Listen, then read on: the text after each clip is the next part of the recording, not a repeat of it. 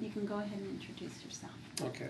My name is Jim Voisey. I'm the Assistant Public Defender of Santa Barbara County, and I have been asked to give some viewpoints on the death penalty. So if there's no other specific questions, if it's a general question, I will give you my feelings about it. This is from my personal thoughts, and then what I'd like to do is talk a little bit about some of the current statistics and information as to what's going on around the country about the death penalty. I personally think it's wrong, and I think it's wrong because it is an extension of a very negative emotion called vengeance. When somebody is killed and society wants to extract a penalty for that, one of the penalties can be life in prison without possibility of parole. And current statistics show that about half the people in the country favor that over the death penalty. One of the big problems with the death penalty is that we are human beings, and as human beings we make mistakes. One of the most frightening statistics that I read as I was doing a little research for this was that since 1976, there have been over 130 people sentenced to death who have been determined to be innocent. Really? That should frighten people, yeah.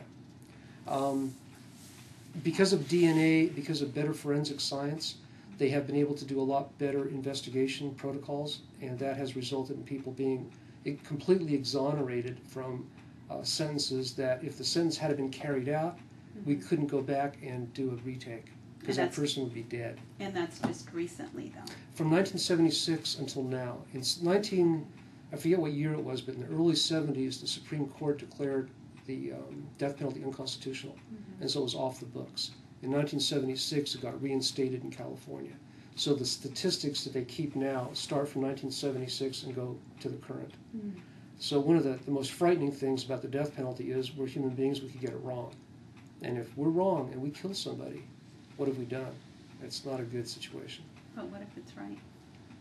I understand that. And I understand why some people feel the death penalty is appropriate for crimes. And on a personal level, if somebody were to kill somebody in my family that I loved and that I cared about, my initial, immediate human reaction would be to get vengeance, to go out and do exactly to that person what they did to the person that I cared about. So on a human being level and an emotional level, I completely understand why people that are the victims of that kind of a crime would feel that way. When you take a step back and you ask yourself, what does society gain out of a person being executed? Nothing. Except maybe the victim's family feels some finality. That's what I was going to bring up. Yeah. That maybe society doesn't, but the victim's family. So the victim's family may be able to walk away and feel like justice was done, an eye for an eye, okay, that kind of philosophy. The problem with that, though, is we're not looking at the defendant's family. What about his mother, his father, his brothers, his sisters, the people that love him? So by giving the victim's family the resolution that they get, you've just destroyed another family.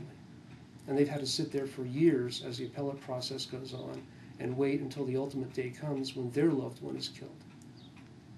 And when you analyze it out, societies that believe in things like restorative justice and humanity over retribution do a lot better in the long run.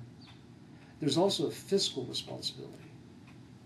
Okay, in what way in the long run? In the long run? If you look at societies like New Zealand, where they've initiated restorative justice, when you look at South Africa, after apartheid was over, and the restorative justice things that occurred in that country, it stabilized the country. Restorative justice in New Zealand has pretty much done away with incarceration of juveniles. They have taken the juvenile justice system and dismantled it because of the way they treat people that are involved in criminal activity. They have, they call family conferencing, and they bring the perpetrator of the crime and the victim of the crime together. The most dramatic presentation I ever saw on that issue involved a woman who was at home with her husband, and she was in bed asleep. Her daughter was downstairs, heard a knock at the door. 3 young men came in, killed her husband in front of her, raped her daughter in front of her, and then raped her. And they got away. They got caught.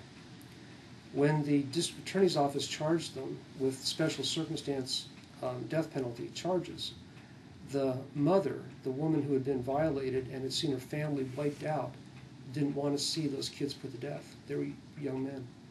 So she, over a period of time, resolved that she was going to meet with these boys, and she was going to let them know who she was. And she described at a restorative justice meeting probably 2 years ago at the Vets Hall the metamorphosis that she went through when she sat down face to face with the person who had raped her and raped her daughter and killed her husband. There was a human connection that she didn't expect was going to happen. And it helped her get over the crime. And she was then the most prolific and loud-spoken person to save these boys. I mean, they're going to serve the rest of their lives in prison. They were going to die in prison. But rather than execute them, let them live out their lives in prison.